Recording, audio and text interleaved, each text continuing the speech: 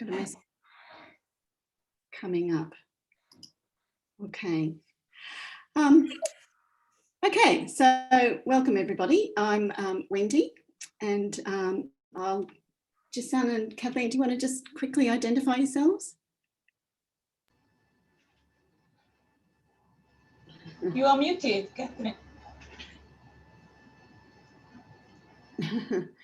Never mind. Yeah. Okay. Thank you. Okay. Yes. So let's get started, shall we? Okay. So just briefly, what are we going to discuss today? We'll spend the first half of our session, approximately, looking at questions of publishing in HERD in particular, although a lot of what we say will be applicable broadly across peer-reviewed journals. Then we'll stop for a quick Q&A, and Sarah will facilitate that, and she will be looking at the chat box the whole time and picking out the most common questions, I guess, which is the ones that we'll need to focus on today, given the short time we have. And then we'll move on to the second half and we'll look at reviewing and questions around reviewing. And again, we'll stop at the end and have a short Q&A before we wrap up. Okay, so just moving on. So Jisun, I will stop for a moment. Jisun's going to... Yeah, sure. Thank you, Wendy. Thank you for coming, everybody. This is Jisun Zhang from the University of Hong Kong. So to start and to understand better who you are, we just prepared a small polling question here. So you have 3 ways to access to the questions. Either you enter the code number in menti.com, or you simply click the link, or you scan the QR code here, so that we prepared a very short question to start, right? Oh, you need a, I'm sorry. Yes.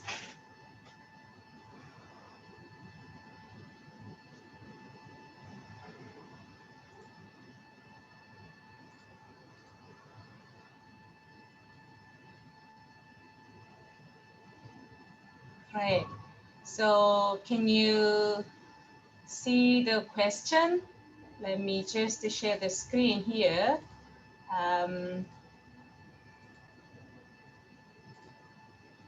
Great. So we prepared this very simple question for starting. Have you published it in a peer-reviewed journal before?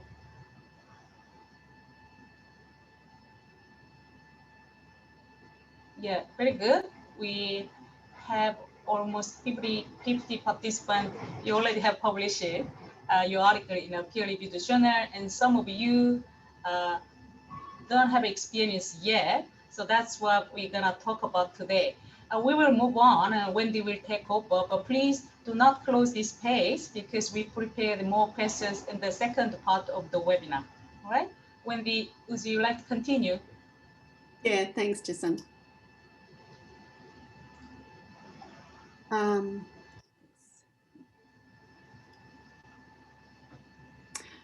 Okay, I think I'm back with my slides. Well, thanks everyone for taking part in that quickly. We just wanted to have a kind of a snapshot at who it is we're talking to. We'll come back with more questions when we come to reviewing. So these are some of the common questions that we're asked as reviewers. So we thought that we'd focus on these for today. So, you know, what is it that we're looking for as editors, and how can you as an author determine what's the best or most appropriate journal for me to target with my current paper? And finally, what are the common reasons that papers are rejected from HERD? So we'll work through those questions. Oops. Yeah, okay. So firstly, just a little bit about HERD. What is it, and a little bit of its history. Well, it's been a long established journal in higher education kind of terms anyway. It's one of the earliest. and we are coming up for our 40th anniversary. It's a Q1 journal. And like HERDSA itself, HERDSA, the society that supports this journal, we also have quite a broad remit. So we aim to inform and challenge researchers, teachers, administrators, policymakers, students, and anyone really concerned with the past, present and future of higher education. It's quite a large journal. We have 7 issues a year, including one that's always a special issue. And we look for substantial articles, so between 5,000 and 7,000 words generally. Impact changes a little bit year to year, but generally it's a fairly high impact journal, again, you know, within the field of higher education. At the moment, we rank 5th in a global ranking, according to Google Scholar. This is our current impact factor and ranking, which continues to move up each year. So, and yeah, likewise, the journal continues to grow in terms of submissions. So each month, I can say we get more submissions. It just continues to grow. So it's quite a large beast to manage. 1,000 approximately submissions, new submissions, original submissions last year. That will be higher again this year. Last year, our acceptance rate was 18%, but this needs to decrease. So the more submissions we get, obviously, over time, that means a diminishing acceptance rate. So in the last few months, it's been around 14%. Okay, so just what are we looking for more precisely? Okay, so we are interested in empirical studies, and they employing a range of methodologies. So we are very open to methodologies. We have no particular favourites. We are interested in new applications of methods from other fields, for example, and you know, and mixing methodologies as well. The important thing is that the methodologies are appropriate for the research questions. We also accept articles that are not empirically based. So theoretical articles, proposing new theoretical frameworks, for example, more philosophical articles, and also historical articles and essays and so on. So not necessarily empirically based. What's really important is that each article must propose fresh critical insights. So we're really looking for something that's new and significant and critical. And we also explicitly ask that authors review former issues of HERD and, where possible, engage with previously published articles. So this is something we are quite explicit about. We think that that's fairer to authors to say this explicitly, because we know that many journals actually have this principle, but it's implicit. It's an important one because it's a really good guide, I think, for authors in terms of determining whether a journal is appropriate for their article. If you find you've written a paper and you have found one or more papers in HERD that have been really critical to your literature review, then that's a pretty good indication that HERD might be a good starting point. But if you've got a paper that primarily is citing, for example, from educational psychology or educational management and not HERD, well, that's a good kind of indication that maybe HERD's not a good place for you. So we have specific reviewing criteria that we use at the screening stage when manuscripts first come to us before we decide whether they go to review. And as I said, this is the most, critical one, is that we're looking for the so what question. What's new about what does this paper offer that will take us somewhere new? And that has to apply to the field of education generally, higher education generally. So anything that's specifically focused on a discipline and doesn't develop any implications for the field more broadly would not really be suitable for HERD. The second one is that it's well situated in the international, up-to-date international higher education literature. And then, and the next three, I think, would be very similar to the sort of criteria that are used with any other higher education journal. There has to be methodological soundness. The conclusion has to be well supported and persuasively argued. The paper must be succinct, coherent, easy enough to read, and overall engage a very broad international higher education audience. Okay, so what's not a good fit, and what are the common reasons for rejection? I have to say that papers that are submitted to us do not automatically go to review. They go through a first screening stage, and Kathleen plays a big part in that, and the co-editors also help, as I do. So we screen all of the papers to get a quick idea of whether a paper is actually suitable for our journal and suitable for review. And this is becoming a more and more important part of our work because of the growth of submissions. And trying to, at the same time, minimise pressure on our reviewers.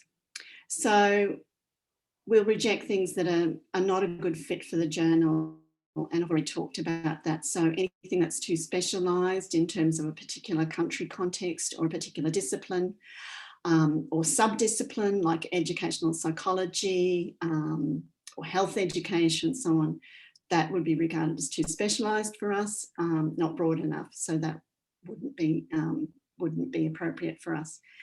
We're really looking for what's new, and that has to stand out to us, preferably in the abstract.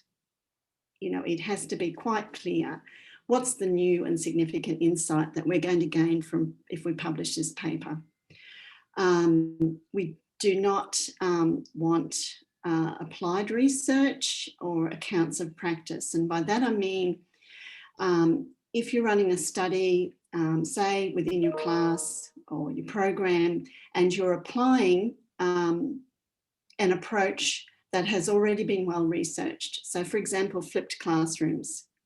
And you apply it in your own context. And, you can run a good study, you can evaluate it and so on.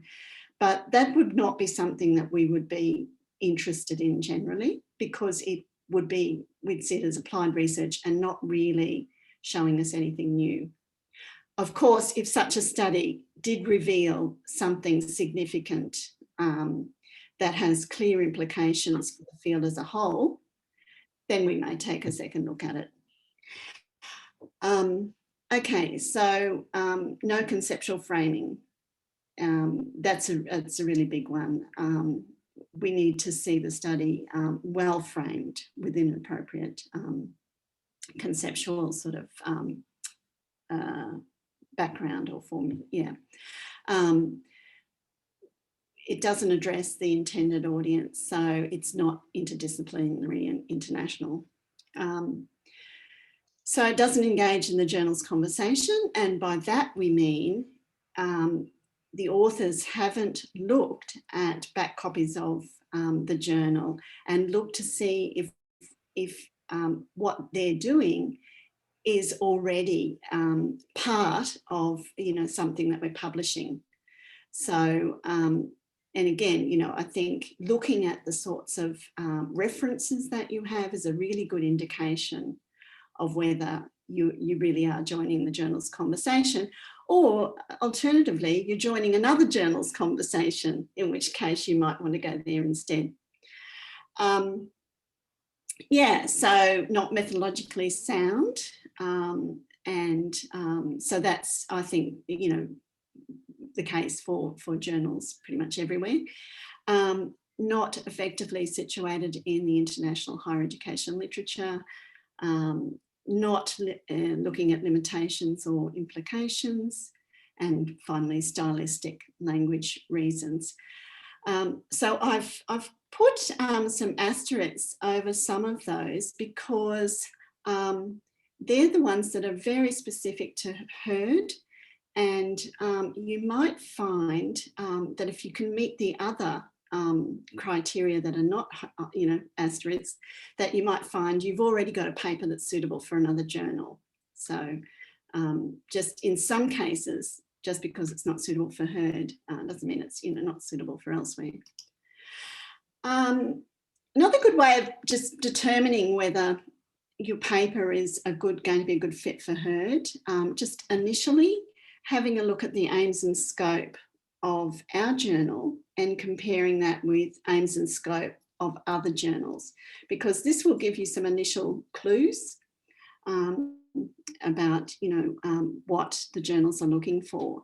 So as I've said, like we spell out our very broad remit in our aims and scope, and I've already mentioned that. Significance is another thing to really look out for when you're reading through the aims and scope. What do each journal say about how they understand significance? So for us, it's significance is around originality and criticality. So it really has to be something new and fresh, and significant in terms of addressing a significant problem. And approaches and methodologies, as I've said, we're very broad around that. So unlike some journals that might have a preference for empirical work or in quantitative work or qualitative work, we have none of those preferences. As long as the methodology is appropriate, is clearly explained, and really is thoughtfully applied in order to address the research question, then we're interested. Now, if we look at, for example, the International Journal of Scholarship of Teaching and Learning as a comparison, there's a few similarities, obviously, but there's a few differences as well. So it's an open access journal, and that may be really important to you. So that's something to look out for, because ours is not completely open access. It is open access if authors or universities pay for the access. Okay, it is also addressing an international audience. So again, that's very important. It's anchored in inquiry and engagement and reconceptualizing teaching. So it really has much more of a focus on teaching and learning, and what we'd call SOTL, whereas heard is much broader than that. And it doesn't mention approaches or methodologies, which is interesting.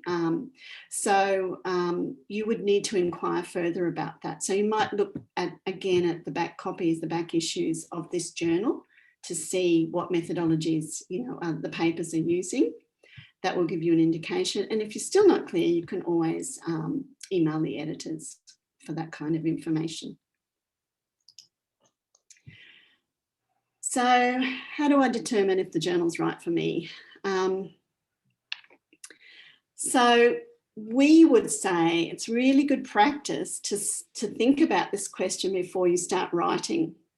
Okay, ideally, it's really good to have a journal or a couple of journals in mind before you start writing.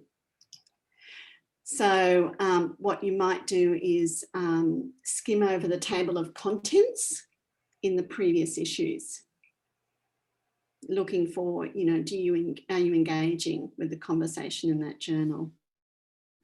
That's an important one. Reading the aims and scope, and I've just talked about that. And you generally will find that with all journals, you'll find that either labelled as aims and scope or about, and so on. But journals generally have this really good information on their websites that's available to you. Really consider your primary audience. So are you wanting to speak to the broad higher education, field of higher education? Do you have something to say that would be of interest to people across a range of disciplines or a range of roles in the university, for example? Or is it within your own discipline that you really want to speak to and have an impact on? So these are really important questions. If you're really wanting to speak to people in your own discipline, and because your study really investigates something that's of critical importance within your discipline, then you really are better off sending it to one of the journals that specialise in your discipline. Look at the way articles are written, the structure and style and length and so on. Is this a good fit for you and the way of writing and your study and so on? And again, I say with ours, we are very open to different styles. We have published essays, we've published reflections, we've published poetry within articles, we've published narrative, we've published large quantitative studies, and so on. So that is not such an issue for us. It's the quality of writing and the way it engages the readers that's really important. And finally, impact factor and journal ranking. This might be really important to you, or it might not be so important. You know, you weigh up these kind of pressures from your institution against how important it is to speak to your particular audience. And yeah, that's something you need to always weigh up, I think, at any moment in time. Yeah, so before I just hand over to Sarah to run the questions, I'll just stop and ask Jisun and Kathleen if you'd like to add anything. Yeah, sure. I wouldn't mind saying a couple of things. Wendy's obviously covered a lot of areas there, but I would suggest that everyone who's considering writing for any journal, the first thing to do is to look at the author guidelines. And it's amazing how that could be one of the reasons that a paper is rejected, because authors haven't considered what the author guidelines are. For example, word length. So if your paper is unlikely to make 3,000 words, then perhaps this is not the journal for you to consider publishing in. On the other hand, if your paper is going to be 10,000 words, this is also not the journal, because we have a word limit of 7,000 words. Now, the 7,000 words is not just the manuscript. It also includes, and this can be a bit of a hack, it also includes any tables or figures or frameworks that you might want to include, photographs. We get all sorts of different visuals that are included in the manuscript. So the whole paper has to be under 7,000 words. So reading the author guidelines and being aware of that is important. I think if someone is involved in supervising PhD students, like many of us are, or if you are a PhD student and you're submitting your PhD by publication, it may very well be that the site and the project that you're working on may not be in higher education. The site might have been a high school, primary school, or a TAFE. If that's the case, bear in mind that this is a higher education, tertiary education oriented journal. So your paper would need to show the connection between whatever your project was. If it was a TAFE project or if it was a high school project, what's the connection? If you can make a connection, it doesn't discount your ability to run that sort of project and then try and write and submit to HERD. But you do need to make that connection. And certainly, as Wendy said, we're very interested in the international focus of your publication as well. So while you might have, for example, recently we've had COVID to deal with. So many academics in various countries have had to go from face-to-face teaching to online teaching. And initially that was quite a new topic for HERD. But to know that that's a problem for people who are in Papua New Guinea, for knowing that that's a problem for someone in Tasmania, for knowing that that's a problem for someone in Singapore, it's the same issue. So you need to show how is that different for your particular situation. So we're wanting to look for unique aspects to a particular project. I noticed a couple of the chats, people asking about what do you mean by engage with other HERD publications. So there's not a magic number. It's not like we say you must have 6 references in your manuscript, in your reference list, 6 other HERD publications, but we certainly are conscious of whether you're engaging, whether you're utilising previous publications in your manuscript, referring, so that means you're referring to other HERD publications in your own writing. We don't always reject either. So it may be that we think, look, this is really great, it's almost there. So there's the prospect of unsubmitting. So we might send you a letter saying, well, this is really great, but you know, perhaps you might need to proofread it a bit.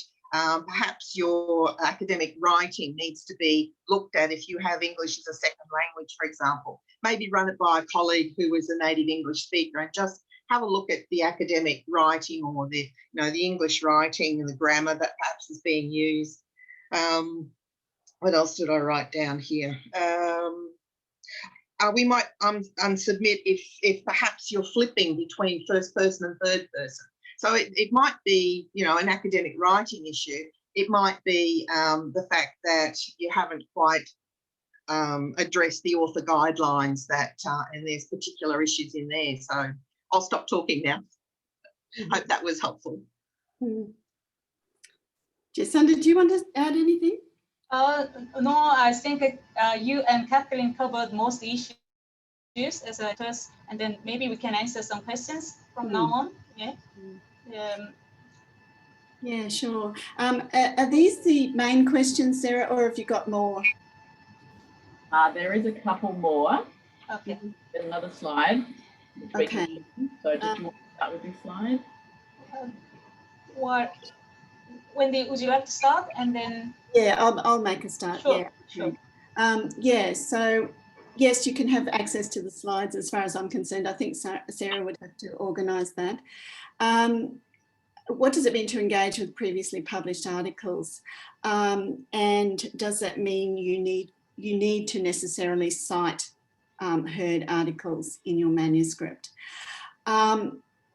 Okay, so we would like to see evidence that you have engaged with the journal.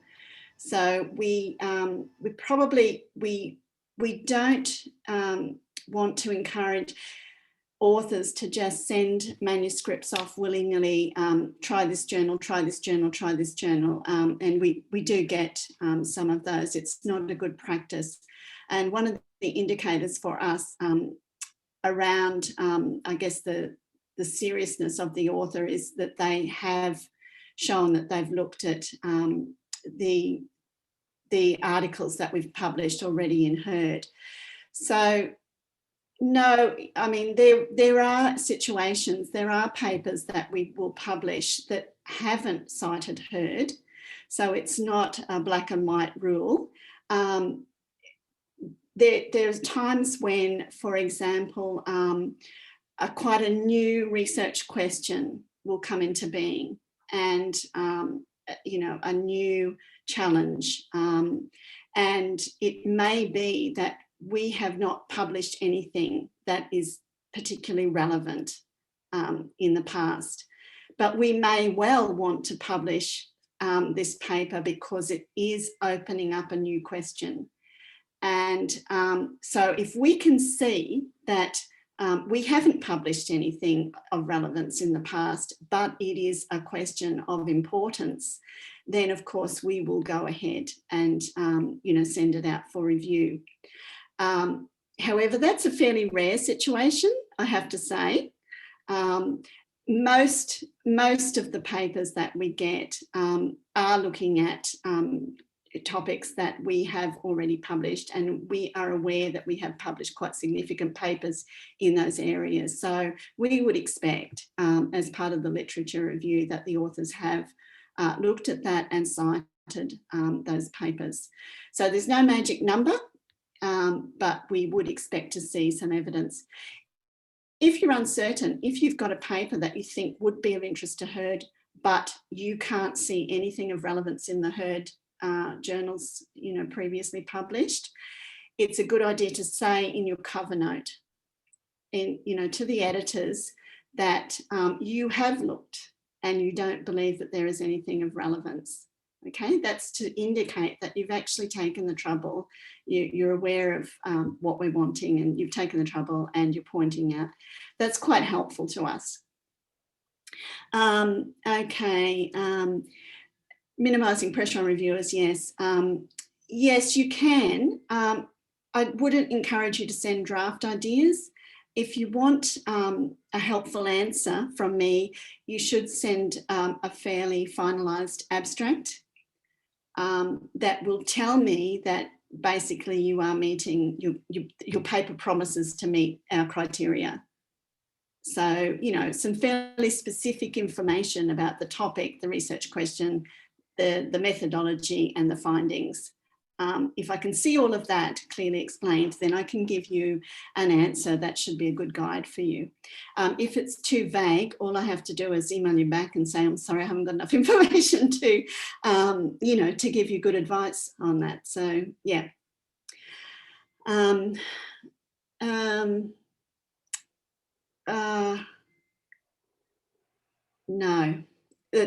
that question, no, we don't.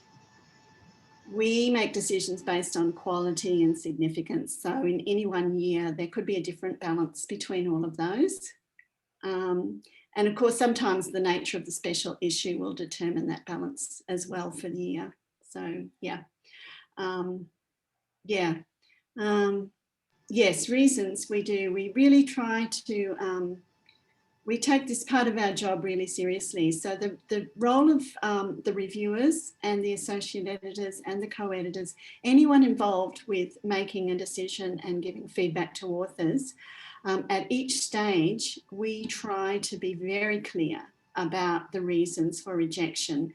And not only that, whenever possible, we try to give advice on how to move the article forward.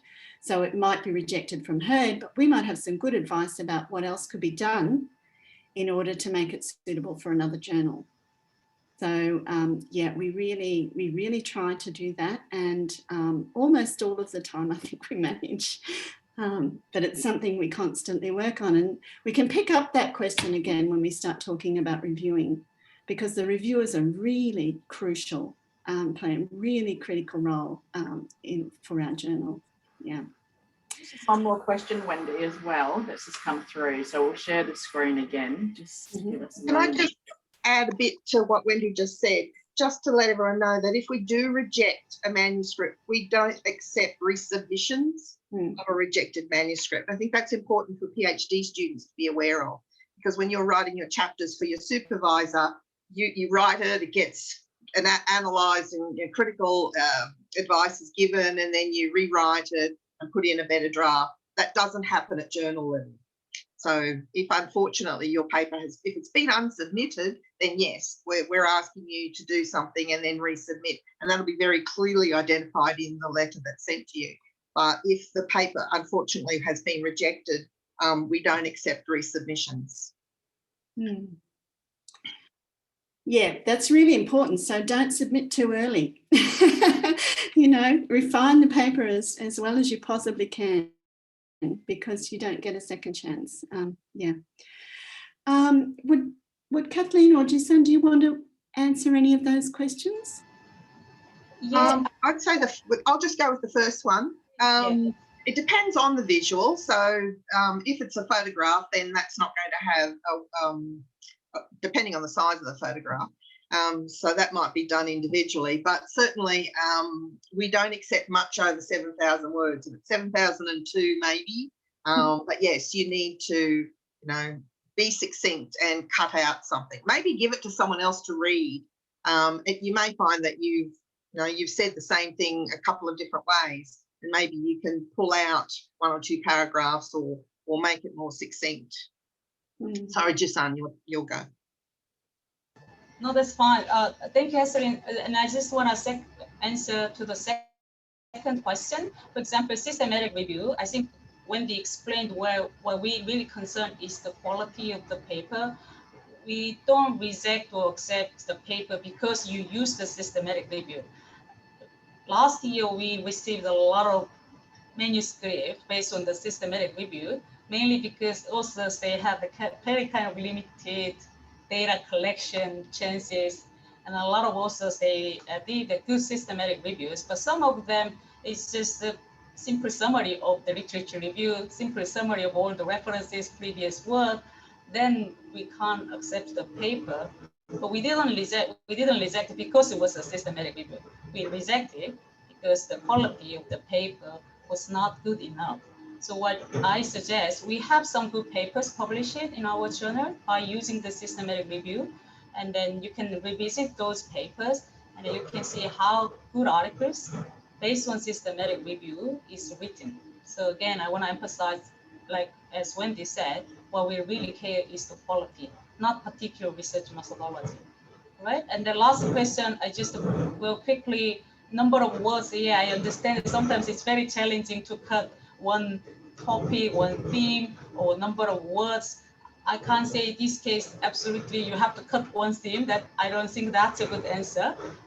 If it doesn't reduce the quality of your paper, of course you can, if you can manage, but if there is a limited answers for your research question, of course that's not the good way. So it all depends how you manage it between the number of words and your research questions and findings. That would be my answer. I think we better move on because we're well past the halfway mark in terms of time, but not content. So, Jisan, I'm not sharing my screen, so you could share yours. Yeah, for the of next. course. I think one of you asked about the review. So this is the time to move on to the review process, because we are really looking for the good reviews. It's very important for both sides, reviewers and also authors. I actually, 3 of us prepared some questions, but because of time, I'm gonna just ask one question. Is that okay, Wendy and Catherine? I will reduce to the only one question for the open-ended question to everybody.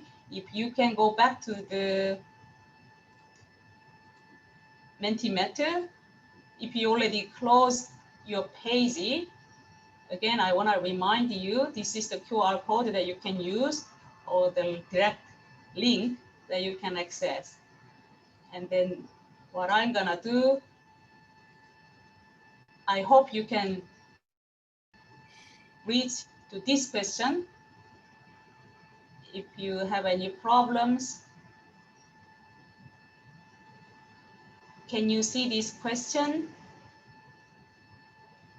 No, in your QR code or link. Sorry, Catherine, doesn't work. We do have a question up that is about what we hope to get from a reviewer. Oh, I see. The one? What about others? Is the same problem? Oh, and now I think it's coming. It's coming here. Yes, that's working. Okay, good. Well, this is an exercise for all of us to have a better ideas how we define the good reviews and what really you expect from the reviewers. And then as a reviewer, what you should do.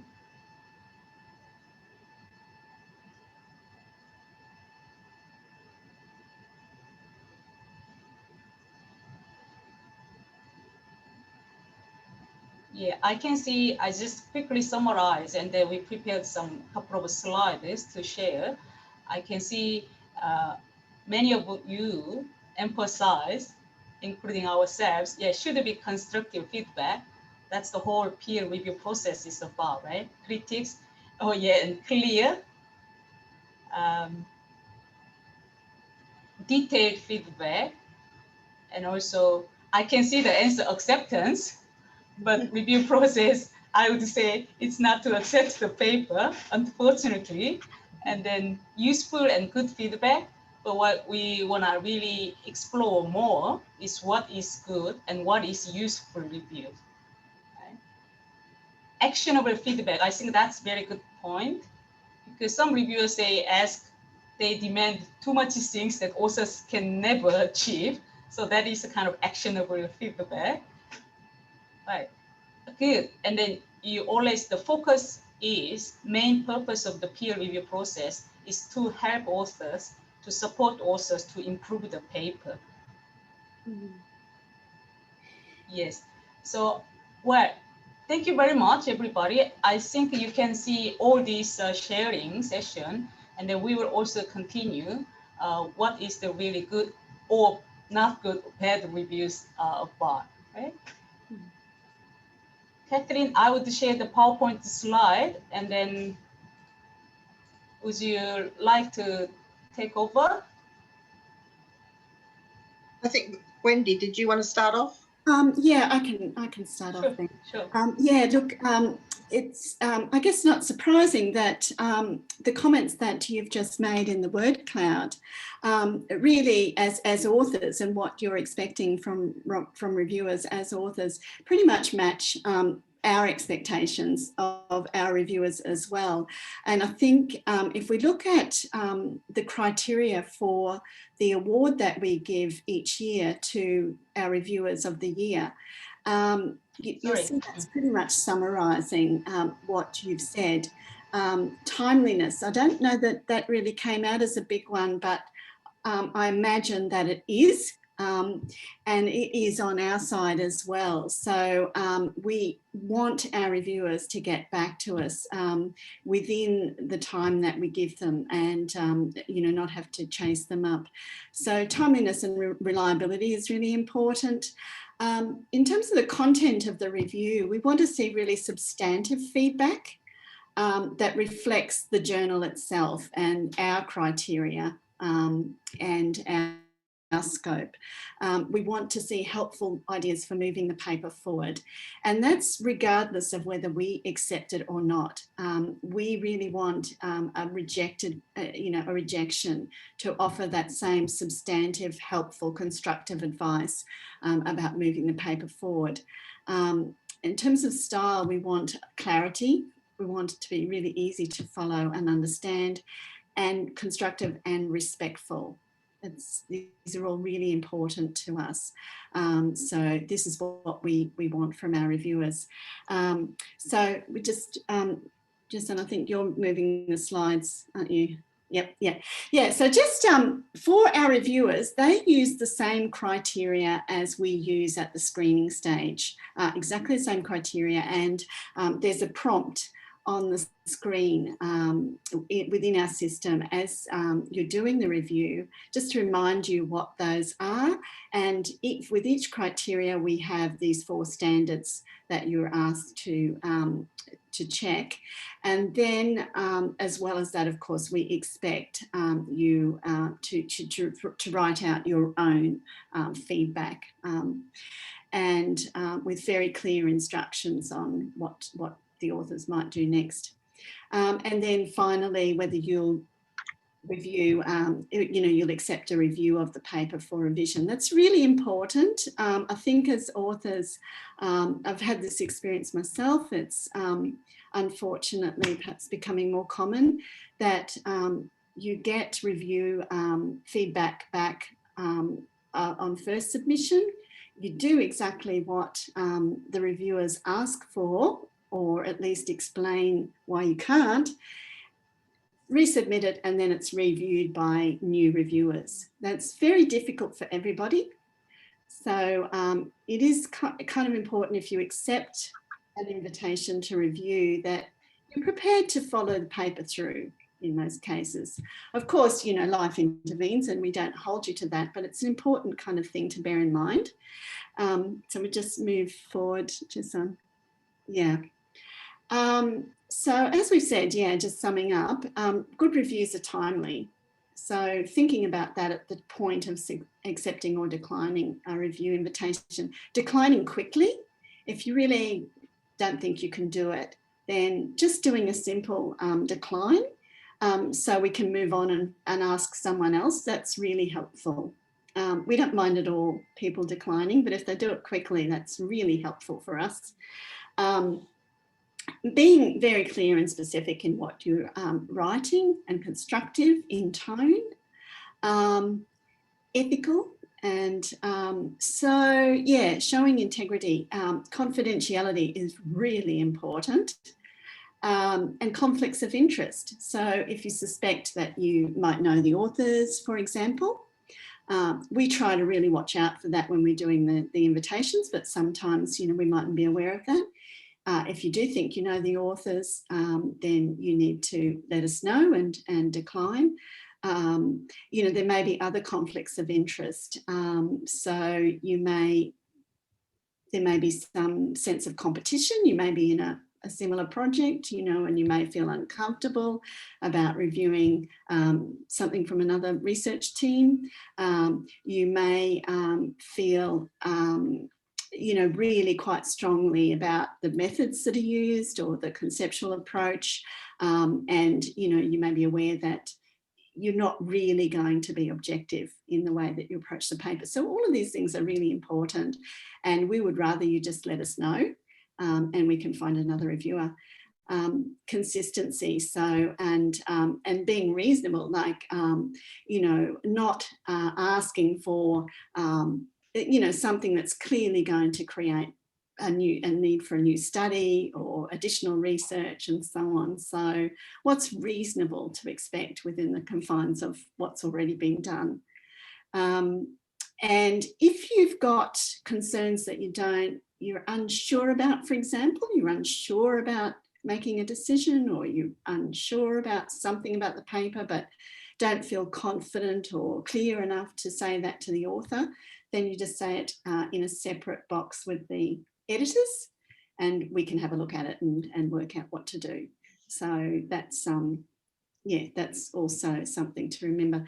Bad reviews. Now, I think I might, with Kathleen and Jisun, if you'd like to speak to this, because Jisun's co-editor, and Kathleen has for a long time been associate editor. So you're really at the forefront of this. Jisun, Okay. Yeah, sure. I can start, and Kathleen, you can add more important to say, points. so leave some time. Okay, sure. So when we mentioned what the good reviews are, and then let's think about then what are the kind of bad, I feel bad saying bad, but not really good quality of the reviews from editor's perspective. The first case, the reviewers have their own kind of biased idea. When you read the manuscript, we all have a preference or philosophical belief about certain research methodology, and you have certain kind of biased idea of that particular methodology. Or you can tell, even if you don't know who the author is, you can tell the gender or ethnicity, language, even type of university when they do the case statement. So you already have a sign of biased idea, and then it affects your review process. That's not a good case. And second one, matter of expression. Some expressions we see it's very disrespectful to the authors and unprofessional expressions. They are not really good reviews. And then third case, some reviewers, they only point out the language problems.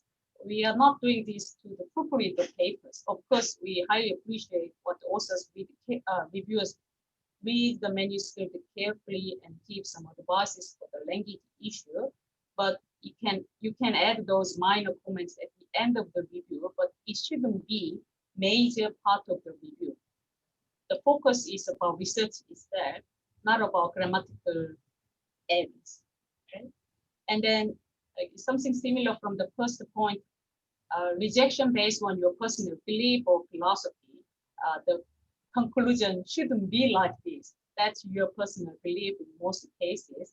So that's not the good review case. And too brief, editors, you really don't know what to do if reviewers send like 2 to 3 sentences reviews. We normally have to find another good review. It's too brief. And inconsistency, when you keep the recommendation reject, but actually the comment is not too bad, and then clearly the fixable problems in the manuscript, then why did you reject the paper? So that's a kind of consistency issue.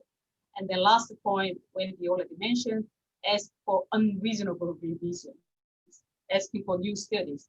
Just for some examples, you criticize or you applaud this manuscript without clear explanation. Like, I do not have any negative comment, and that's the all. Then what can we do as an editor, right? Very clear work, well done. Oh, there is one typo in page 3. That's the end of review. You can see they are not really constructive, right?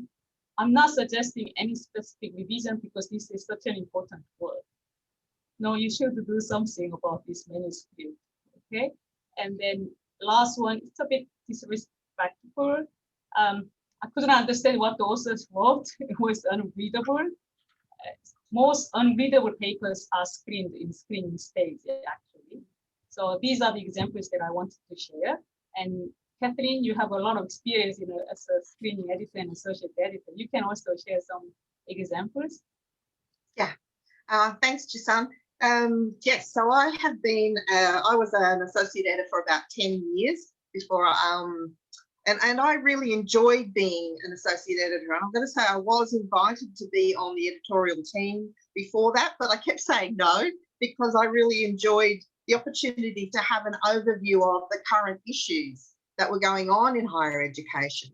Because you get, as an academic, you get caught up in your own maybe small research area or your focus research area. You have a lot of classes to teach and marking and whatnot. Sometimes it's difficult to get a good overview of what's going on in the whole, the international scene.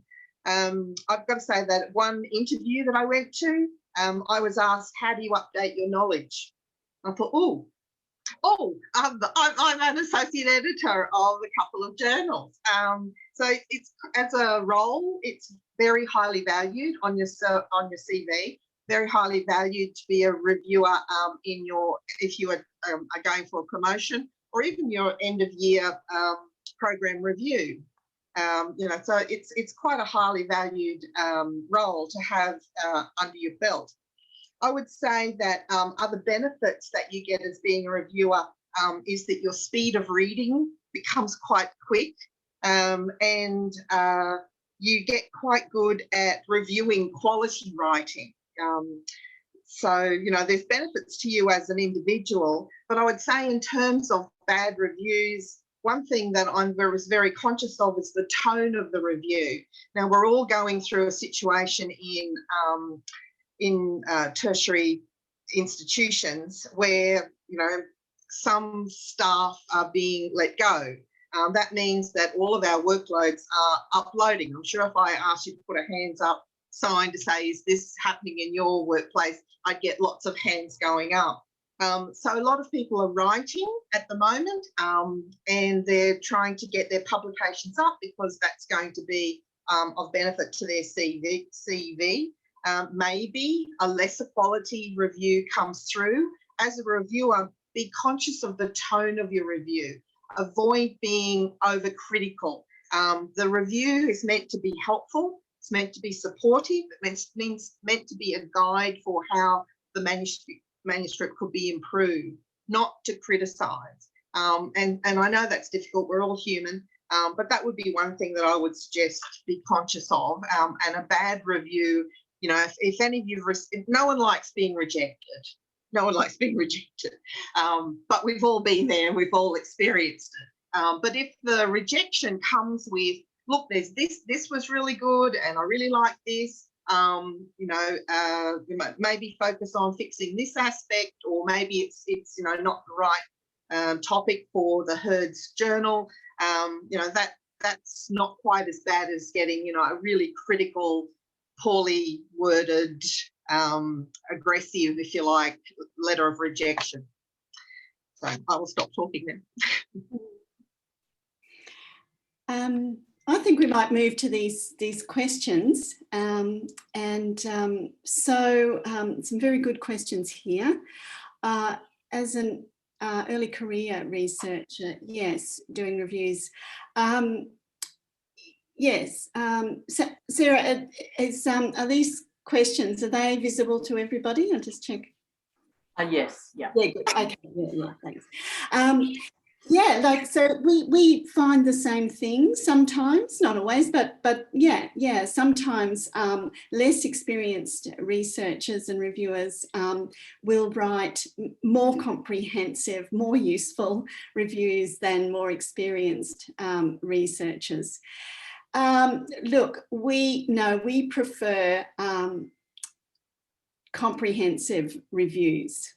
So if you've got something to say as a reviewer, then you need to say it. You shouldn't feel at any time that you need to cut things. I think what is important, if there's a lot that you're saying, is maybe indicate what are the most significant issues. I think sometimes that's quite helpful for authors as a way of digesting your feedback. It can be overwhelming if there's just point after point after point after point. So maybe synthesizing some of it, using headings or some other kind of map for the review, for the author to be able to follow and be able to digest all of your good advice. I think that's really helpful. So yeah, don't hold back, but maybe just think about how you can frame it in a way that's going to be most accessible and most digestible by the author.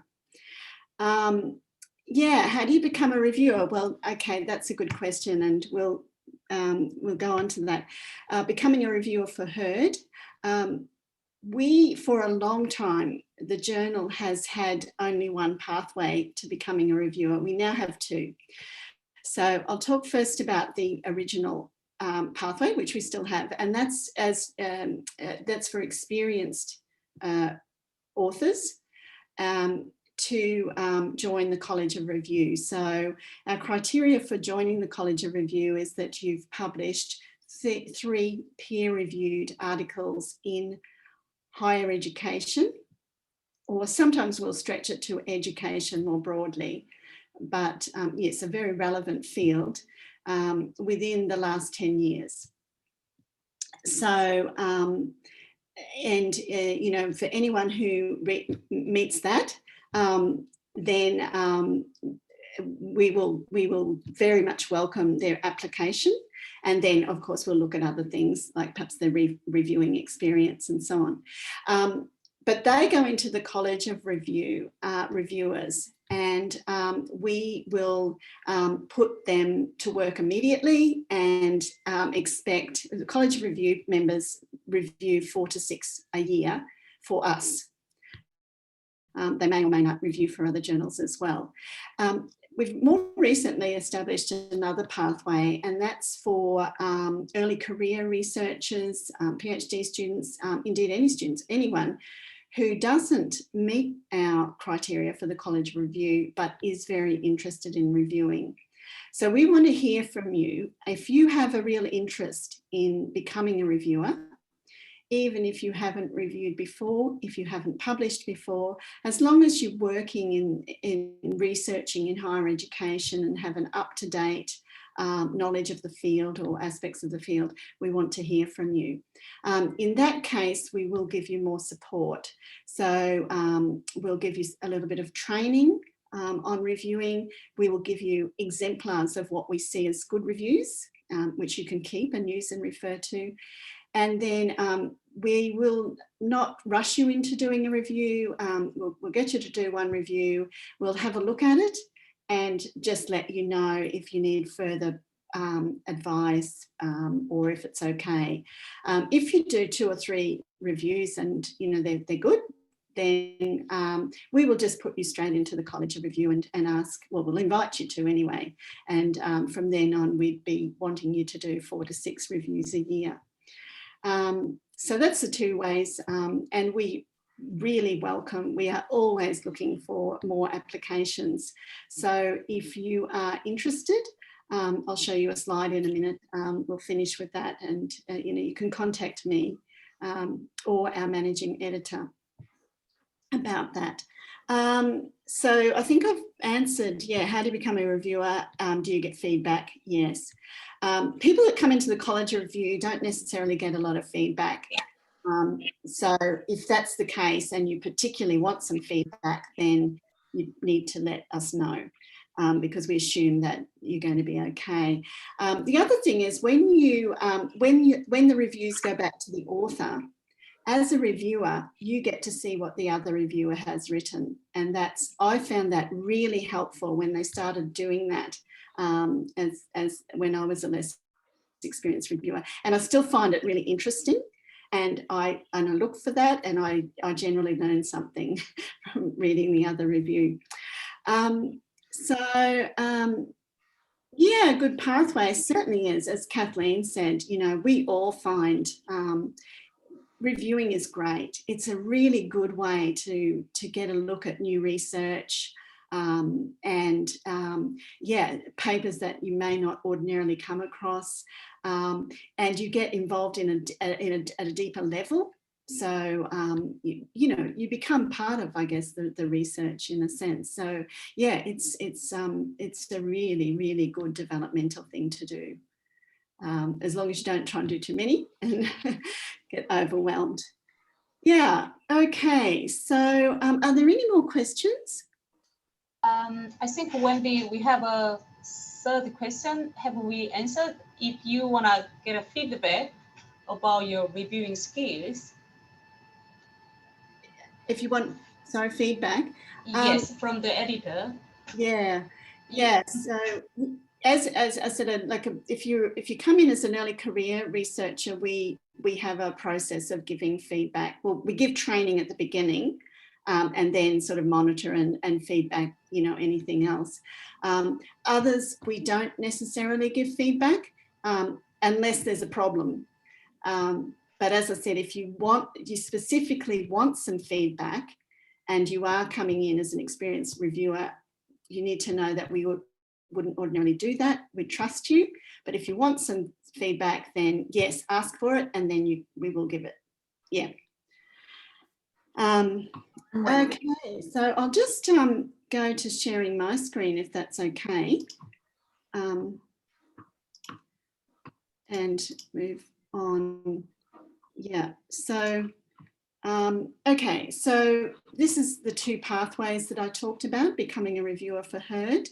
And if you want to be considered for either of those, then the best way initially is to email our managing editor, whose email is here. It's also on our journal website, and give her the relevant experience. So any previous reviewing experience, your publications, and so on. And if you're brand new, just explain that you haven't but just explain what interest you have and the areas of engagement that you have already in higher education. So we've well and truly, run out of time. So we won't have time for more questions now, but I suggest if you've got any remaining questions or you want more information at any time, have a look at our journal website, the Taylor and Francis Higher Education Research and Development website, which is here, and you will find a lot of information on all of these things, and scope, journal metrics, instructions to authors, as Kathleen said, terribly important, and every detail you need to know about length, formatting, structure, everything is there. Referencing is there. More on our policies and editorial board, and always calls for new papers we put on the website.